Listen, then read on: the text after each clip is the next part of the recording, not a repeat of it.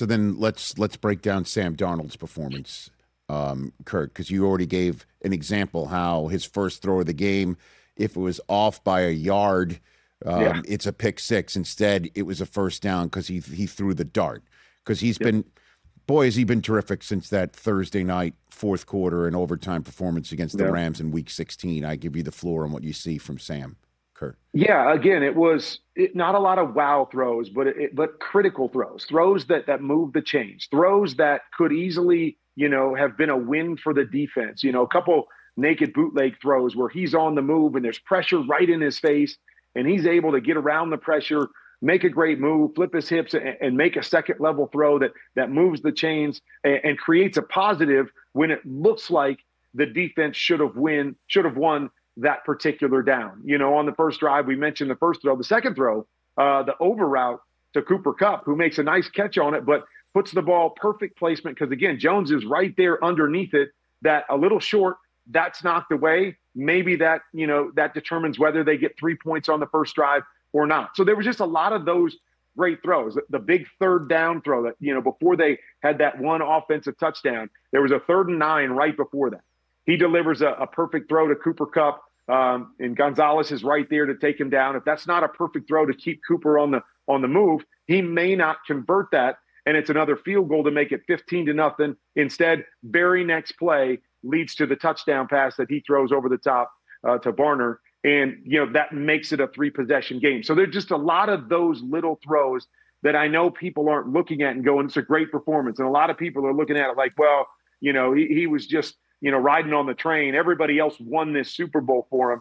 That to me was not the case. Without Sam Darnold in this game and some of those critical throws, I'm not going to say they don't win because they dominated the game, but they're not winning the game the same way. They don't have the same lead late in the game that they do. And so you just want to bring attention to that because oftentimes, there's certain people's performance that can get lost when they don't have those big wow throws. I mean, there was even a couple more, the long post route to Shaheed where Gonzalez just makes a great play and knocks it away. Otherwise, that's a difference-making throw. There's a late one where New England comes with a blitz zero and a great job by Seattle to pick it up and Sam to hang in there and throw the deep post again to Shaheed. And I thought he got grabbed just a little bit by Carlton Davis to slow him down. And they just miss on what would have been, a kind of game-ending play there. So even on top of that, it was good decisions and good throws that, were denied a little bit by some really good defensive plays by New England. So I just thought when you put the body of work together, if you go back and watch it play by play, the stats didn't necessarily say Sam played very well, but I thought he played a really good football game. Yeah, and I don't know if you saw the New Heights pod with the Kelseys, Kurt. They had Cooper Kupp on. And the Barner touchdown, Kupp said that the play call, the formation was flipped, and Kupp realized that Barner didn't know that after the snap, and Kupp adjusted his route to what it needed to be, so Barner got the touchdown. You know what I mean? Like in mid-route. Like that, you should seek this out. Certainly, since you're breaking it down and watch that play one more time. I think I'm recounting it appropriately, but Barner had no idea that something was off. Kupp realized it as he's running his route and changed it to what it needed to be, so the play was working as designed. And you can't beat that sort of stuff, man. You know what I mean? Like that's the sort of stuff you need in these Super Bowls, but you also need guys like Kupp, and certainly with JSN being out and Darnold finding Kupp over and over again, and Kenneth Walker having a heck of a game, and this team just had a vibe to it and a connectivity to it. Yeah, certainly over the last 2 months that did prove to be second to none. You're exactly right. I mean, it took everybody, and I broke down a little bit my MVP vote for the game, and I think everybody saw the defense and said, okay, they're the star of the show.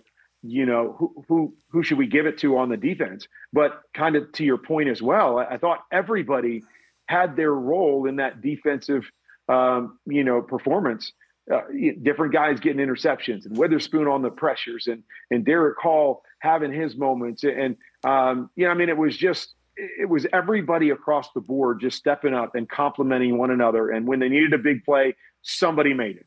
Wasn't always the same guy, but somebody made it. I felt the same thing happened offensively for them, as well. And really, that's what it takes. I mean, I know as well as anybody that when you get to those moments, as much as we want to make it about the quarterback and it's a quarterback stat and all that, teams win championships. Teams win Super Bowls. And putting a team effort together. Seattle did it, unbelievably well. New England on the other side did it really well. Defense, could have been Super Bowl champs. They played really good football, but they didn't have it on the other side. And that's what it comes down to. Which team can put 60 minutes or the best 60 minutes together for 3 hours? Because we know it's not a best of 7.